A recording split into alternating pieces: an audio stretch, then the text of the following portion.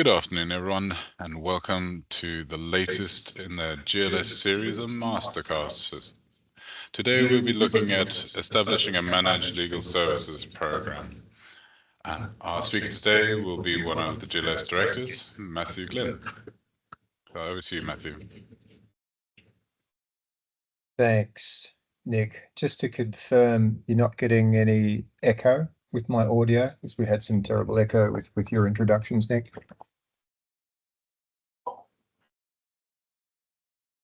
Seems okay. Excellent. Okay, well, look, a very warm welcome to today's GLS Legal Ops community discussion. Today, we've got an incredible topic. Today is all about standing up a managed legal services solution. The MLS is one of the most valuable tools available to any legal team that is overworked, that's struggling with costs, that is struggling to maintain a strategic focus. The morale may be impacted. You're probably also struggling with your ability to transform and digitize your operations. And it may also be that value recognition of your team within inside the business is not quite what you would like it to be. The MLS can provide a really effective answer. Now, in this era of legal teams that have more work than they can possibly handle, the MLS represents an essential tool inside the in-house legal team toolbox. Bottom line, if you cannot keep up with the workflows that your business requires you to service, then you have an obligation to prioritize, to do the things that are most valuable to the business. That's just common sense. So the case for MLS was historically rock solid, but we would argue in the last 24 to 36 months, the case for the MLS has gone from rock solid to titanium solid. And it's critical for those in-house teams that meet the conditions that I've described: overwork, limited capacity, struggling to transform. It's critical for these teams to know how to engage with this MLS tool. Now, change gears slightly. Despite all the positive things that I've just said about the MLS, it's inarguable that the MLS has had a checkered history over the last 2 decades. Certainly by reference to the massive, or the uptake by reference to the massive strategic significance and opportunities that it makes and poses to in-house legal teams. So today what we're going to do is we're going to focus in quite closely on what it takes for an in-house team to unleash the strategic and cost savings potentials of an MLS asset. And the way we're going to do it is to build a layered understanding of what an MLS program is. We're going to explore its history, and we're going to ask some questions. Why hasn't it been the subject of a massive uptake by the in-house community? And frankly, a properly formulated MLS initiative is one of the, and this may surprise some of you, a properly formulated MLS initiative is probably one of the easiest asks a legal team can make of a business if it's presented properly. Why? Because it answers so many of the questions that the business itself is struggling to deal with day in, day out. So spoiler alert, okay? Spoiler alert. The MLS is not and should not, and this is one of the 3 power points I'm going to make today, the MLS is not and should not ever be considered as a legal department request for budget. It's not. It's far from it. It's a strategic initiative sponsored by the legal team that directly and quantifiably helps the business attain its goals, which is business making agility and continued and sustainable profitability.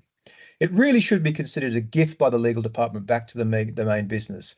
So let's dive in with a quick thumbnail sketch after this sort of scene setting of the ground that we're going to cover over the next 55 minutes. Okay. So what we're going to do is we're going to take a quick look as a bit of an overview of the MLS history. We're going to hone in terms of causes of failure, and I'm going to give you a unique definition of what failure means at GLS and the top causes that are driving this failure. And then we're going to get into the really positive and constructive part of this session, which is how do we architect for success? What are the things that we need to bear in mind? What are the best practices? What are the things that don't work? And then at the end of our time together, we're going to pull together some conclusions in terms of strategy, to-dos, not to-dos, and frankly, the opportunity that the MLS tool represents for the in-house community. Okay, so let's set the scene with a textbook definition of what a managed service offering is.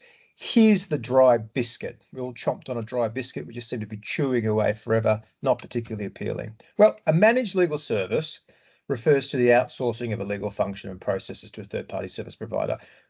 This doesn't tell you anything about the strategic import of a managed legal services, and this mischaracterization of what it is part of the reason why it fails. The types of work that the MLS can handle, well, it's typically associated with lower risk, lower complexity, sort of more high volume repetitive tasks. We would maintain that that's not the sole domain. And the purpose, of course, is to insert ready all the things your service provider is going to tell you, leverage best technology, economies of scale, yada, yada, yada. Okay. Now, the true essence of a managed service, though, is as follows. Okay. The managed legal services is a tool used by in-house to generate substantial and quantifiable time and cost savings associated with the process that is the subject, the MLS. Okay. It's about increasing business making agility, right? How quickly you conclude deals and the kind of operational stability you can bring to, amongst other things, supply chain.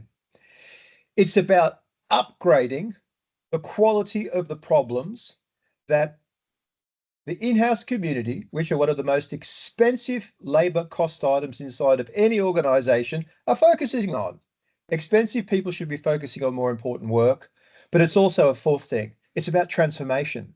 And the MLS with the right service provider is a optimal transformation vehicle. Let's add a little bit more color, okay, to this MLS picture. And the way we're going to do it is with a short tour down history lane. We're going to do a 3-minute tour of the MLS industry over the last 25 years, and then we're going to give it a scorecard to see whether or not the potential, as by reference this definition here, has been met. Okay, let's jump right in. We're going to start quickly with an overview of the benefits. Number one, the focus of MLS. Historically, what have people been targeting the MLS programs in? And we're going to look at some sort of historic trends in terms of how it's all panned out. So, benefits. Everybody's going to be familiar with these benefits. Okay, I'm not going to go into it, but the usual things. The Managed Legal Services Program promises you cost savings. It offers you access to specialized expertise. It touts the notion of operational efficiency, risk management, yada, yada, yada, yada. Everybody that's on this call will be aware of the theoretical benefits of the MLS program. So there's the business case, or the historical business case in terms of benefits. The focus. Well, MLS has, true to the traditional definition I've given you, focused on sort of lower order legal tasks, document review, contracting negotiation, intellectual property management, litigation, and e-discovery. How does it all pan it out? Well, let's go back 25 years and sort of see what trends have emerged. In the late 90s, the concept of managed legal services started to take off with these lower level tasks, such as those under the heading of focus. As we got to the turn of the century, we saw the emergence of LPOs, again, focusing on low-level task, review, translation, research. But by the time we get to the mid-2000s, right, we start seeing global delivery services in low-cost jurisdictions such as India, Republic of South Africa, the Philippines, and more latterly, arguably by reference to the UK, still low-cost Ireland. Then we get into the late 2010s, we see the increased scope of managed legal services. Providers are starting to push into higher value service offerings such as drafting and analytics. But in more recent years, there's almost a full circle of the process, a little bit like the perm. 1 year it's fashion, then it's not, and then it comes back in. So in recent years, what we're seeing is a distinct trend in terms of insourcing, taking back that which had been put outside back inside, but also the emergence of strategic partners, and that could be within a group or with third parties.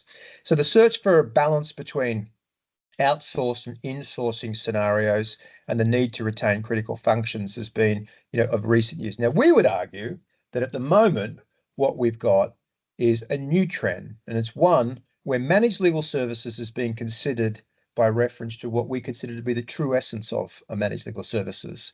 What does it bring to the recovery of time and costs associated with particular legal function processes. What can it do to upgrade the quality of focus of the legal team? What could it do to drive business making agility amongst your team? And what can it do to help you into your overall transformation journey? Because sure as God made little apples, no in-house team has all the resources that it needs. So everything about in-house operations and the strategy it pursues is about how do you leverage and how do you force multiply the resources that you've got. So let's continue on. Let's rate managed legal services over the last 25 years. What do we come up with? How has the MLS industry performed? Right? Let's have a look at a scorecard. We would say that managed legal services, again, notwithstanding the almost hubristic introduction that I gave to the value of the managed legal services at the top of the session, we would say that by and large, painting with a broad brush intentionally because it's accurate, the expectations on the client side have largely remain unfulfilled. If we were to define failure of an MLS program, not as in its most egregious form, litigated managed legal services contracts, but substantially underwhelmed customer expectations, then we would go so far and be so bold as to say that 80%, possibly even 90% of managed legal services have failed. Okay. Now, the industry trends that I've just talked you through bears this out. What was sent out as a good idea back in the late 90s is coming back in-house. The idea of geographic supercenters in low-cost jurisdictions has proven, in our view, to be overwhelmingly a failure, right? Whilst this is an overall picture, it's not quite the complete picture. There is actually, when you look within the overall landscape, some really tremendous qualitative developments in the MLS space. Never has the need for the focus on profitability, read cost savings, been so acute. And a good number of organizations, particularly those that we're working with, have managed to stand up a managed legal services program successfully, following the footprints of success that we want to share with you. Now, this is an important set of observations here. Over the last 25 years, there were definitely some early successes on the managed legal services side, but we would argue not necessarily because of supplier side ingenuity and innovation. It's down largely to how poorly things were handled in-house, the inefficiencies that actually exist. And this is not to be controversial, but today's topic is about managed legal services, and we've just told you it's a strategic asset to drive cost savings, business agility, improve focus, and transformation. Okay. Now, the in-house environment, in terms of the susceptibility and ripeness and readiness for an MLS, offers three sources of largely untapped value. And it's as follows. Number one, historically, in-house teams have been run pretty inefficiently, right? It's just the nature of it, all right? So many people came from private practice, bring those ideas into the in-house environment, and things are just inefficient. Part of the efficiency is not, a good portion of the inefficiency is not down to just the in-house teams itself, but it's the inefficiency of the corporate ecosystem in which it operates. So number one, we've got latent inefficiencies that in any other part of the business wouldn't have been tolerated, that's just ripe for release. Okay. Number two, if we have an in-house team that is genuinely innovative and focuses on value creation, right? The value which can be brought to the business in terms of time saved and business agility and all that sort of stuff is absolutely immense. Okay. And then the third part of this is the value of law in and of itself. How do you value a contribution of a legal team which prevents you from a $100 billion litigation or a $30 billion regulatory fine just because you've done the job, right? What we need to do on the in-house side is to have strategies which allow you to tap in and deliver the value from each of those three scenarios to the business. Okay. Now, why haven't we been able to do it? Well, let's take a look at the scorecard.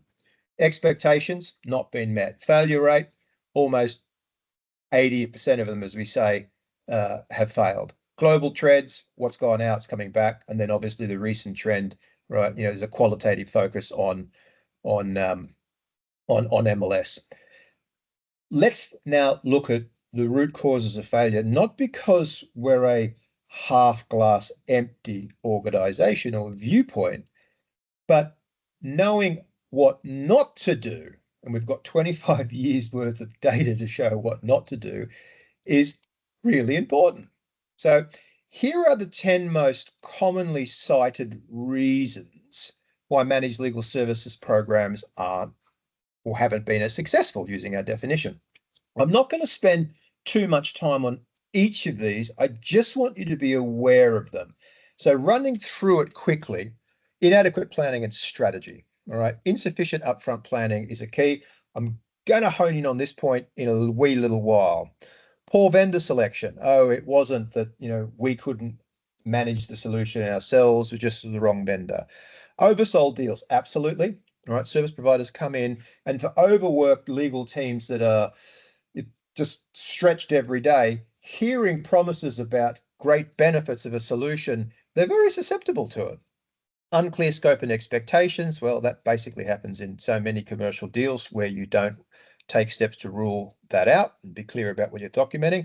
Communications and coordination challenges, not unique to managed services by any step or any stretch of the imagination. Same with governance, same with change management, same with lack of flexibility. I'm going to have some very severe comments to talk about on that point a little bit later. Data security and privacy concerns.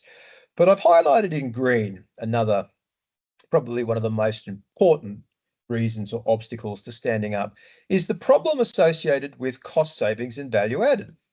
The in-house community have not been very good at actually adding up the cost savings that have been generated for the business on a perpetual basis, and they haven't been very good at ascribing a value, a monetary value, or a business or a competitive advantage value that the managed legal services program brings to the table.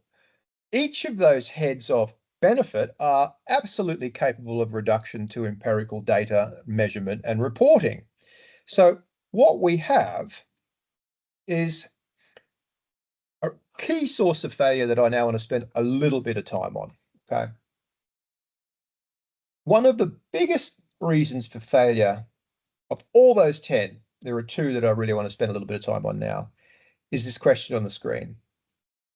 What do you want the provider to provide you? It's the client, in-house client's inability to ask this question and or the provider's unwillingness to answer it. Okay. That is the structural source of failure.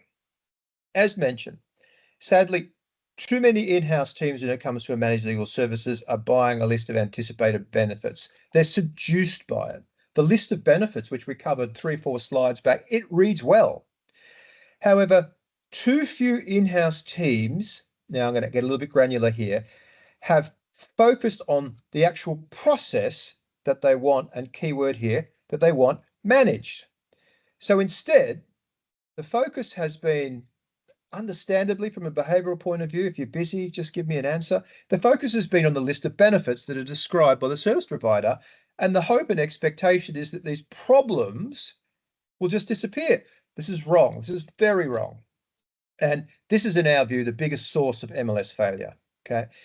Managed legal services over the last 25 years have been bought by the in-house community based on a list of benefits served up in their glossy apparel by service providers. This, as opposed to managed legal services, a strategic, empowering, focus-driving asset tool being carefully sourced by the in-house community based on a thorough understanding and a benchmark view of the target process that they want to be the subject of the managed legal services. So those causes of failure, okay, right?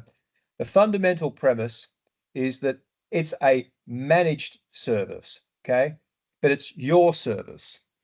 It's not the third-party service. What you do and the things and how you do it is a heavily nuanced proposition. And so as such, you have to understand precisely what it is that you do. How the provider would do it for you is interesting, but it's largely irrelevant because it's not their ecosystem. And we all know how sensitive, nuanced, fragile, political, insert adjective associated with hard and difficult. That's your ecosystem. So how you do it and what works best for your organization is what's truly key. And so the question when it comes to sourcing these solutions is, can they do it in an optimized way? Can they support what you're currently doing in an optimized way? Now, at the risk of accused of being repetitious, I'm going to make the point again. Leading causes of failure, not knowing your own processes, not benchmarking those processes against what's possible. If you don't do that, how are you going to optimize? How are you going to get these benefits if you are not moving and nudging towards best in class and not supporting a support solution for your process? Okay, so now that I've gone somewhat evangelical about the causes of failure, let's get into the constructive part of our time together, the positive side. What are some key architectural principles that we can lean in on when we're designing a managed legal services? But I've got to do a quick pause here. There are two forms of managed legal services that we're seeing. Obviously, you've got the classical third-party service provider, but the larger the in-house legal team and the group that they serve, we're also seeing the emergence of group-based shared services centers. Okay. So these principles are going to apply equally for both scenarios. So whether your interest is to get it out of the organization or rationalization by creating a capability inside the organization, these principles are crucial. So there are four, the DOSD principles that I'm going to unpack with you. Okay. Setting your program up for success is so much moved the odds in terms of your favor if you lean in heavily on these design principles, which are process definition, process optimization, process sourcing, and then process delivery. Some of this is not going to hit you with the force of revelation. Hopefully some parts of this will. You must invest in defining and assessing the adequacy of the solution by reference to each of these four focal points. Let's dive right in with step one, process definition. So the first critical success factor is how well can you articulate what you are currently doing? Making the same point for the third time because it's just that important. Again, it's your process, not the suppliers that you want managed. Let me give you an analogy. Okay. I've often used this on our legal ops calls. Is if you're an in-house leader, how you interact with your legal team is not unlike how you interact with your car. Okay. You hop in your car, imagine, visualize this. You hop in, you know how the steering works, you know how you approach the corners, you know how much pressure you need to put on the brake. You really feel like you have an intimate relationship with your car. You know what it's going to sound like when you press start. You can operate the air conditioning without even looking at it. Now, pop the hood. Tell me what you see. What are all those hosey things, those metal things? If you're like most of us, you have absolutely no idea. And hate to say it, but this is precisely the same level of awareness that the in-house leader has in terms of the detail, the infrastructure, the process engineering that goes inside most legal processes, which you assume you have a pretty good grip on. Okay. This is exactly the condition that we need to work hard to mitigate if we are going to achieve MLS success. Few in-house teams have popped the hood to identify what's under the bonnet of the process that they want managed. The clue here, again, is it's a managed legal services. So if you don't know what you've got, you don't know how it's working, how are you going to know whether someone can improve it for you? So you have to go granular. You have to achieve a granular understanding on what you managed. And without it, you just have an LS, right? Not a managed legal service. Okay, all right. Often hear this, but Matt, we're not the experts. We want to work with people who are experts. That's right. but frankly, it's mostly wrong. That's not what a successful in-house team looks like going forward. The demands of the job, the requirements, familiarity, technology, ability to undertake basic process engineering, these are the skills of the future for an in-house team. The MLS benefit comes from an optimized version of the process that in bold works in your ecosystem. So you have to involve yourself in the solution definition phase. It's critical. You have to understand what you're doing. You have to communicate your requirements. Okay. It's perilous to provide a provider's solution. It's their view of what works inside their own ecosystem, not yours. So you must source it. You bear the responsibility of defining what works, which starts by defining what you currently do. There's a bit of iteration that I'm going to come to that will help us achieve the optimization, the optimal expression of that process where the service provider can help. But you must invest in this process and document this process. What does it look like? Well, that's the magic secret sauce. Won't give you the whole formula, but here's a few things. Nothing here will surprise you. This will not hit you with the force of revelation. Workflows, what are they? Document them. The GLP environment, whatever process you've got, the rules by which that process works is your group legal policy. Most of you, 9 out of 10, will not have this written down for all aspects of their legal function. Compliance framework, what's the associated policies? You could read the list, documentation assets, approvals, etc. Copy of these slides will be made available. But for each of these headings, right, and these are just 15 of the 32 process enablers that will need to be defined, you're going to need to have to come up with your view as to how you do it. Okay. Question, do you want your view of how these things should work, or do you want the supplier's view of it? Right. Just a little bit of visual. Yeah, if we just look through the lens of a managed legal service that supports the contracting function, why? Because that's one of the things that most people look at when they start. It's easy wins, a huge amount of cost saving, time saving to be made. But if you look at the visualization, what you see included in each stage really must be specific to yourself. So there you are, the tower with the business. You got your contracting need on the left.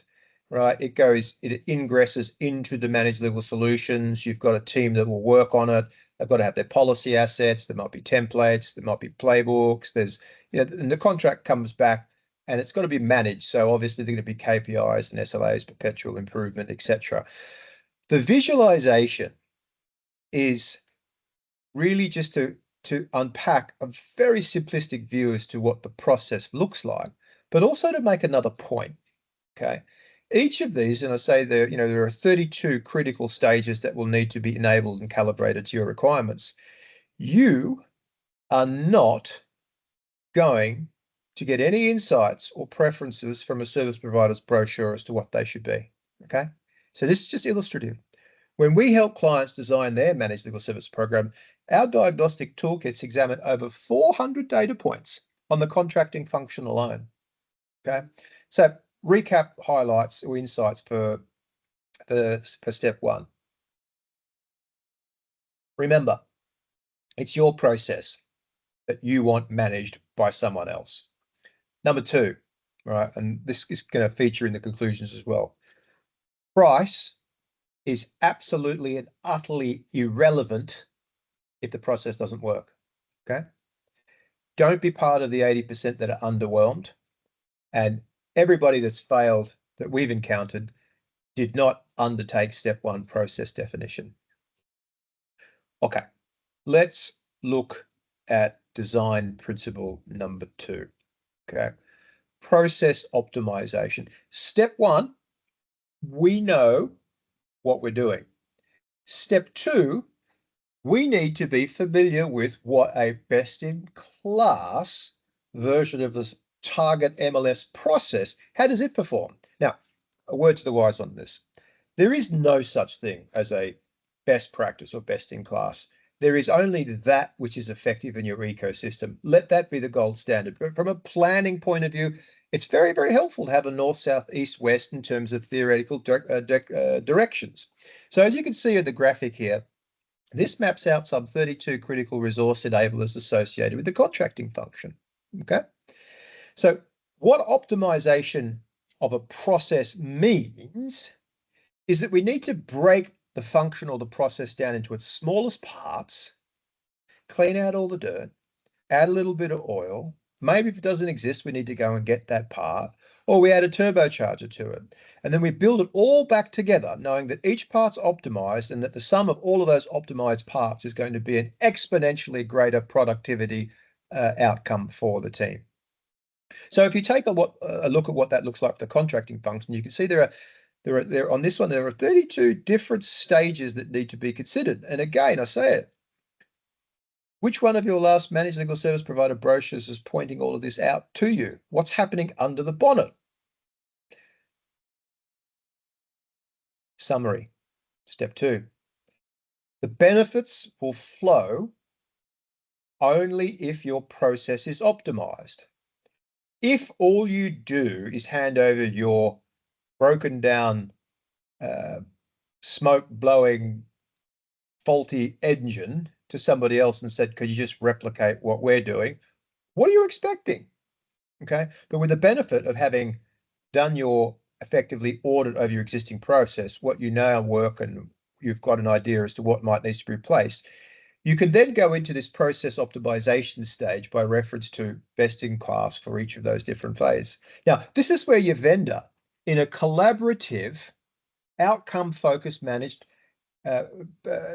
posture, can really help, right? The vendor can help you color in your process. You need to collaboratively and proactively tap into the expertise to say, okay, my legal service request protocol, what's working out there? Do I ask for too much data or too little data? What's the Goldilocks zone, etc.?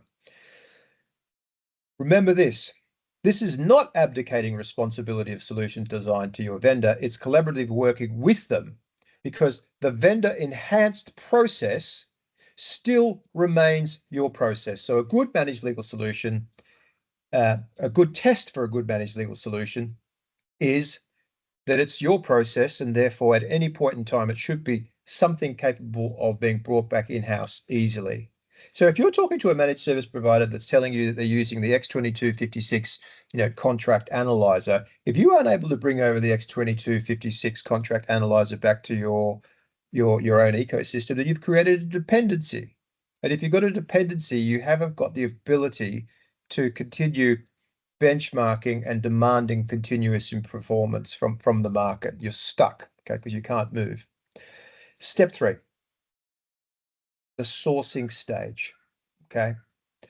What you need to do here, and this is critical, and it's enabled to get through step 3 is enabled by the work you've done in step 1 and step 2, okay?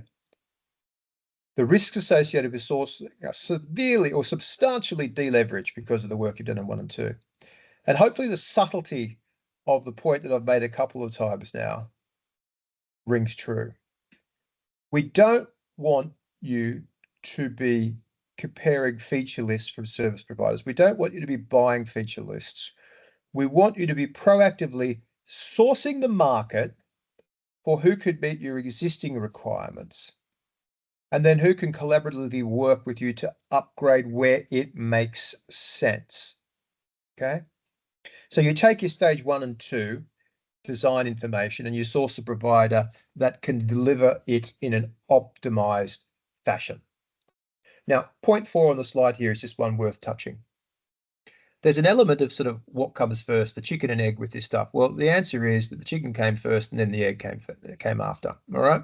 So yes, it's your process, but a good service provider is expert, and all those things in the dry biscuit answer about access to technology and economies and scale, they are legitimate, right? So a good service provider should be able to give you, well, for a legal department of your size covering your geographies, this is what the peak performers are using. Okay, so accessing that benchmarking information is key, but it's not the end of the story. It then becomes, okay, and this is where your expertise, again, another reason why you can't abdicate solution design over to the service provider. Based on your ecosystem, sector, business, personality expertise, what is the extent of change management to bring in perhaps some of these features that the service provider recommends? Okay, we don't want to turn your process into Frankenstein, but there will be insights, tools, working procedures, etc., that are high watermark, that are working, but they won't work for you necessarily unless your ecosystem's compatible with it. So we take your process, we fix what's broken, and then we look to what the service provider's saying and saying, okay, well, what if we did that? And then you have to answer, yeah, good, but we won't be able to implement that, yeah, etc. Right. Process delivery in terms of, we've all, we're lawyers. We spend so much time delivering projects. So I'm not going to teach you the basics on this one, but I'm just going to make a couple of observations. A managed legal services solution is not a buy and forget. Okay. Why? Because it should be a performance managed solution continuously improving. During the calibration stage, there will be get to know you information that you need to provide, escalation pathways that you need to manage, but we're about constantly ratcheting up the levels of enhanced performance can be achieved. So the MLS does require constant management. Now, performance management is really quite different from I've got you doing it, but I have to do your work as well. Okay, so we want to get this onto a performance managed footing. Again, continuous improvement. There's a loop that just needs to continually circle back. Good service managed service team is going to say, okay, we've had 32 requests from John in the last quarter, and he seems to be, or she seems to be struggling with XYZ. Do we hit it with a bit of training polish? Is there an opportunity for us to develop a self-service kiosk asset that can empower them to handle this issue, etc.? Again, continual interventions to claw back time and therefore money from the process. All right, this is a powerful slide. Process delivery. What's the impact of the DDoS approach that I've just shared with you? Well, if I play back in this first column here, all of the reasons or most commonly cited reasons for a managed legal service program fail, right? Look at what this approach does to either completely eliminate that risk of failure, that causal risk for failure, or to substantially mitigate it. Inadequate planning and strategy, knocked on the head with phase 1 and phase 2. Poor vendor selection, first 3 phases, knock it into touch. Okay, so you could see here the comprehensive nature of the approach that we're giving you, the 4-phase approach, in terms of eliminating and taking off the field the risks or the chances of failure. One thing I want to call out, because I think it's a complete nonsense, and I promise to make comment on this. The notion that a lack of flexibility and adaptability of the managed legal solution as a reason for failure is utterly irrelevant. Okay, why? Because at least initially, the focus of managed legal services should be on routine tasks that are capable of automation, amongst other things. Apologies about that call in the background. So really, it's a non-consideration. Okay, home straight now. We've got two sections to go. Let's take a look at 10 tips that will help drive your managed legal services success. Okay. So running through it really quickly. Again, nothing here is going to hit you with a force of revelation, right? Define those clear objectives, and the objective should be the optimization of your existing process map. We've got to work through what it is that you're currently doing and achieve a I know what's under the bonnet understanding of your process. Okay. You've got to choose the right provider, and you do that not by listening to the enticing, almost mermaid siren core of benefits. Okay, you need to match your requirement with those that can meet it. Clear comms channels, collaboration with stakeholders, blah, blah, blah, blah. All of those kind of things are just sort of generic. Okay, monitor and evaluate performance is worth a comment. I said to you earlier that when it comes to performance, too many in-house teams have been absolutely delinquent in actually articulating the financial benefit that the managed legal service brings to the business. And they haven't done that because they didn't look at the historical KPIs. And a service provider, a good service provider, can help you with this. Yeah. Working out how many hours does a contract take to get out through your organization by reference to the main categories of contracts that you work with. What people are involved? What's the fully loaded cost of the time of each category of person? It'll be the legal team, it will be operational, technical, etc. All of these things have a financial value, and they're super easy KPIs to compile. That's heading one. But what about the value that comes from being a more agile market player in terms of your ability to conclude business? What comes from the value from your supply chain being more stable, etc.? And what's the value that comes from, well, as a result of what we've been doing here, we face less disputes. And you think, well, how do I work that out? Well, easy, if you have access to your historical data about the number of disputes and average costs of disputes.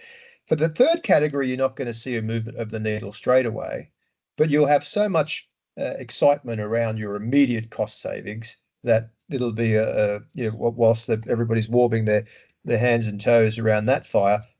Give it 12 months, give it 24 months, you'll also see a great step change in your business as usual dispute profiles in the case of contracting. Look at these headings in your leisure, but each tip that we've sort of given you is being delivered by the behaviors that you'll engage in as a natural outcome of focusing on those four design principles. So by focusing on the four, you'll start to see moving your needle in terms of these success factors here. Right. So one of the things that we always get is costs. Costs. What a maligned and misunderstood concept when it comes to managed legal services. Yep, costs is that shiny, red, juicy apple that everybody wants to take a bite of, right? Where have we heard that before, right? Costs. So let's talk about it. Let's talk about costs. Let's talk about costs when it comes to working in low cost jurisdictions, right? If your focus is solely on the cost of the service and not the costs saved by the business and all of the other valuable additions that it brings, business making agility improvements and reductions in disputes, etc. Forget about points 2 and 3 there, but just cost in terms of time removed from the process. If you are solely focused on the costs of the service and you're drawn to low cost jurisdictions, here's what you get. Here's what you get. You get language and communication challenges, you get quality issues, you've got time zone issues, you've got cultural differences, you've got a lack of jurisdictional experts, and you don't get the best talent. The best talent does not work for $20 to $100 an hour. Someone who will work for $20 an hour or $100 an hour will leave your account and service provider and go and work for someone that has $30 an hour on offer or $105 an hour. Low cost jurisdiction work doesn't work, hasn't worked, and technology cannot perform alchemy. Okay, technology cannot take low cost talent and turn it into something. Costs. Let's look at a forced multiplied value outcome. Yep. The work, if the correct work is done in terms of assigning them or identifying the monetary value of an optimized managed legal services process, and the focus is on what, by reference to, am I spending and the cost savings that I'm achieving, a multiple return on investment, which is the language of business, which we don't hear in-house teams talking often enough. Okay.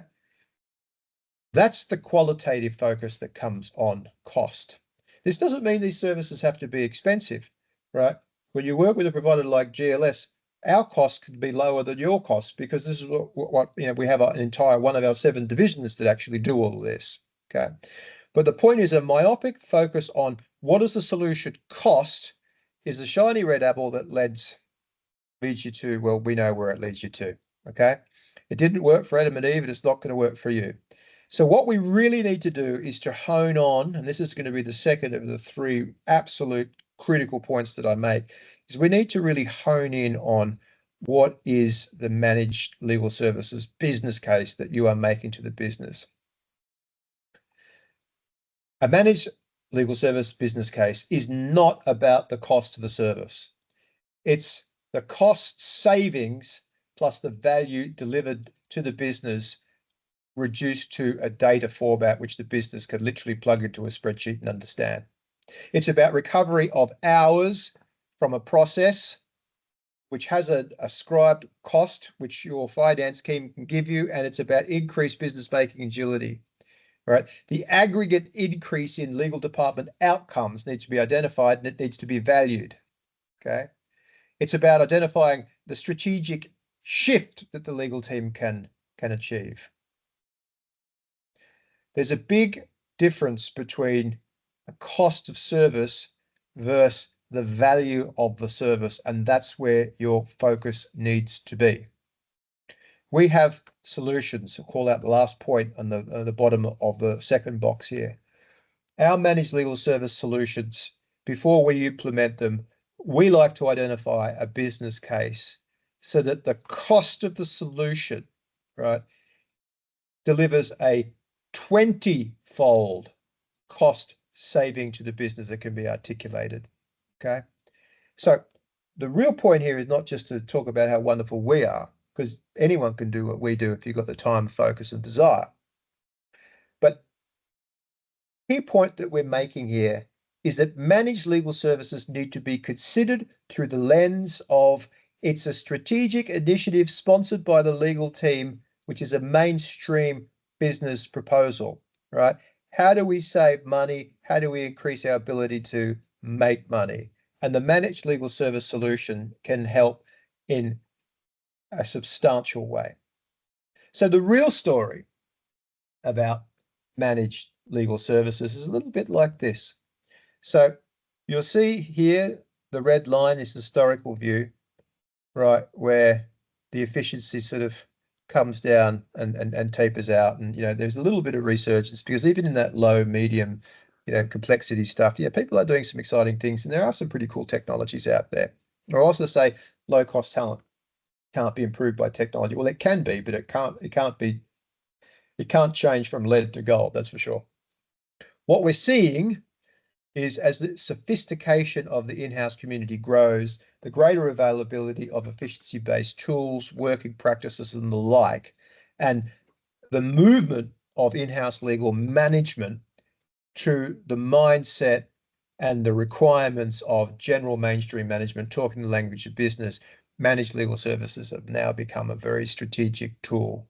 But forget about all of the features on the side of the box. The managed legal services is all about, right? It's all about, and let me pull it all together by way of conclusions. It's the completion of the full circle. What's gone out is now coming back in. But now, right, now we're seeing managed legal services being used as a mainstream business technique to save costs. In the last 18 to 24 months, the environment for cost saving, we see it with our largest clients, and we act for the veritable who's who of the MNC tier one corporate brands. It's all gone from growth to all about profitability. Okay, so cost savings and increased business agility and the strategic enhancement that a managed legal services program are the main drivers for those that are considering managed legal services. So we've gone full circle. Okay. We're on an upward trend towards insourcing many things as a whole, but for the more advanced in-house teams, managed legal services having a resurgence to pull out unnecessary costs. But as part of that transformation, digitization journey that most organizations are on. So managed legal services is not dying, it's transforming for the better. The drivers, that we know there's lots of desirable benefits if they're realized. Transformation in terms of contribution. The managed legal services solution, if you're working with the right provider, is a wonderfully efficient transformative vehicle. Think about it. What you've got doesn't work, or it's suboptimal, or it's just a little bit sloppy. So you go through the 4-stage process that we've just gone through, working with the right service provider, whose litmus test of their ability to transform your process is that they can hand it back to you And effectively, you've had a transformation assist, right, for that process. Fortunately, 25 years of checkered success means that the basis for MLS failures are well understood, and they are more than addressable. We've given you a 4-stage design process built largely around behaviors that, as you saw from that matrix, will eliminate almost every cause of recognized cause of failure. Managed services are absolutely a viable strategy for your in-house team, right? And we maintain, as I said at the top of the conversation, it's essential. If you can't keep up with the amount of work that you've got with the finite resources you've got, you have to make prioritized decisions. And the idea that you use your organization's most expensive resource to amongst other things, review NDAs or attend low value negotiations in the context of contracting, or onboarding vendors, or running privacy related audits.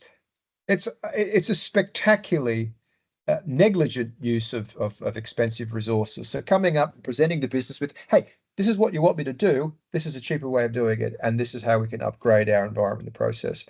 So just to repeat, a business case is about cost savings. It's a mainstream business proposal that you make to the business.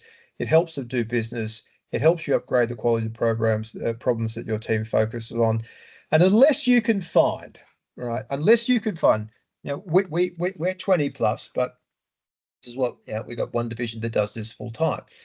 But unless you can find a case for the managed services program that you're going to implement cost you 10, right? Unless you can see 100 worth of savings, it's probably not worth doing. Okay, so look at that. Use that multiple as a bit of a North Star in terms of whether or not the numbers make sense. So that's a fairly whistle-stop tour. Okay, I think we've got through a little bit ahead of time, which is great. Where are we? Yeah, we've got a few minutes. So if anyone had any questions, by all means, let me know. I'd be happy to address any questions that you have. Great. Thanks very much, Matt. Yes, a couple of questions have come through.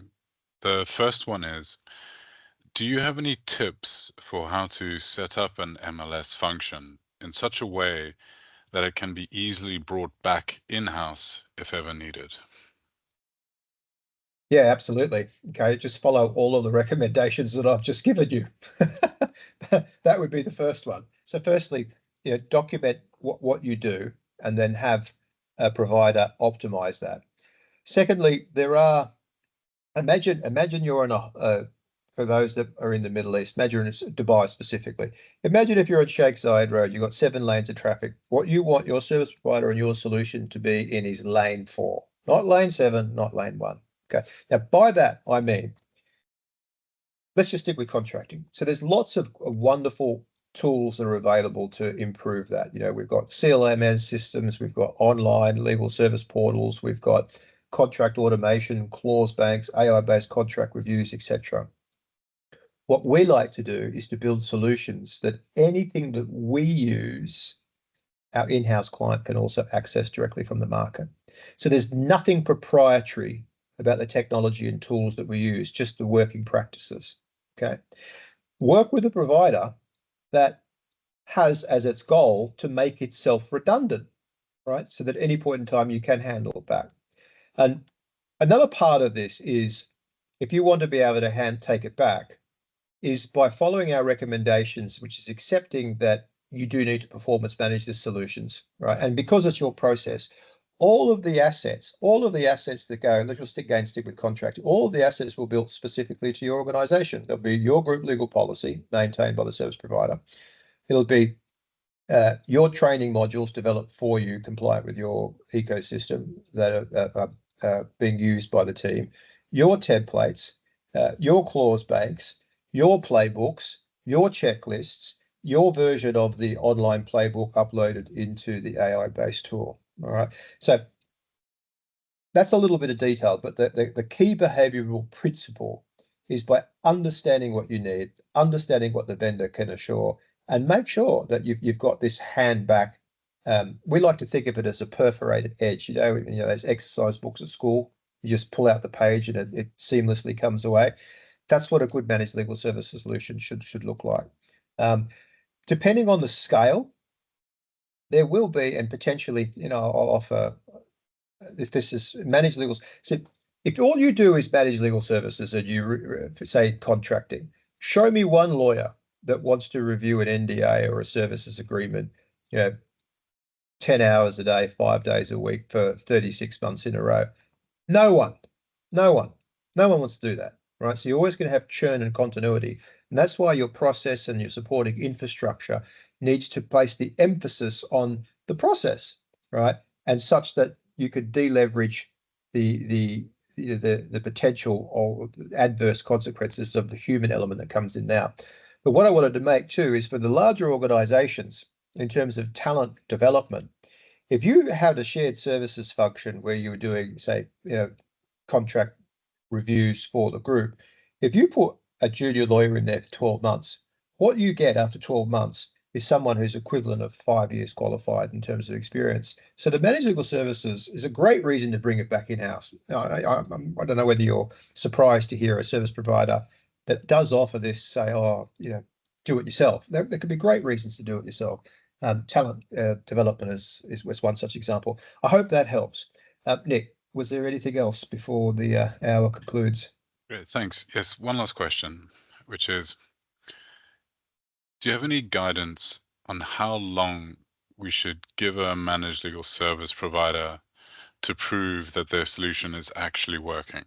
Like, if obviously I think what they're trying to say is, in the first couple of weeks, there might be disruption as the new system gets bedded in, but they don't want to wait 10 years to prove that it works or not. Like, Yeah, how quickly should they pull the ejection seat or yeah, ejection cord?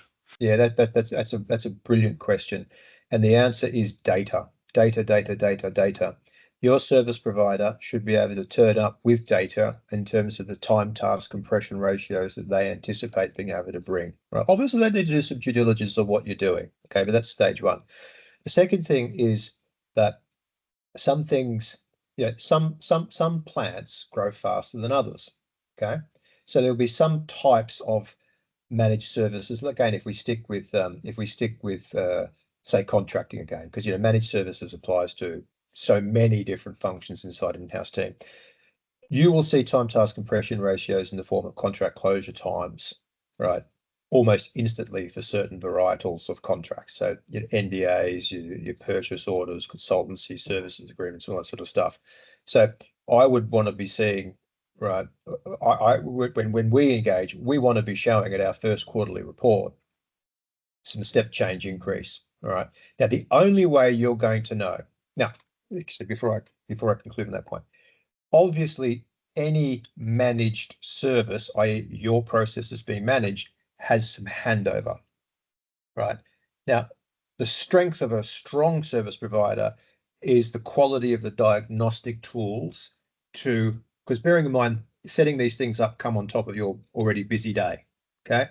So the quality of the diagnostic tools to get the information about your processes that they need in order to help you with solution design. So you should be looking at the quality of tools, the diagnostics they're using, the reports they compare. That should be the first sign, right, in terms of whether this is likely to work. And then once you have historical KPIs, you agree what are the KPIs for the solutions, right? KPIs will glide path up. Okay. So for some things you'll see, okay, well, an NDA, that was easy, right? But one NDA turnaround time is not going to help you. We need, the data needs to be, the integrity of the empirical data needs to be there. We need the adequate sample set. So if you've got a whole volume of a particular category of agreement, we should get positive affirmation through data. All right. If it's, your business is building power plants, right? Well, obviously it's going to take a little bit longer. But it's KPIs is the answer. Okay, KPIs is the answer. Quality of engagement you get from your supplier up on day one, their historical calling cards in terms of this is what they've managed to achieve, and testimonials. Okay, fantastic. Well, thanks very much, Matt. With that, I think we'll draw the webinar to a close. For everyone who attended, thank you very much for your time today. a recording of this webinar will be published on the GLS website within 24 hours.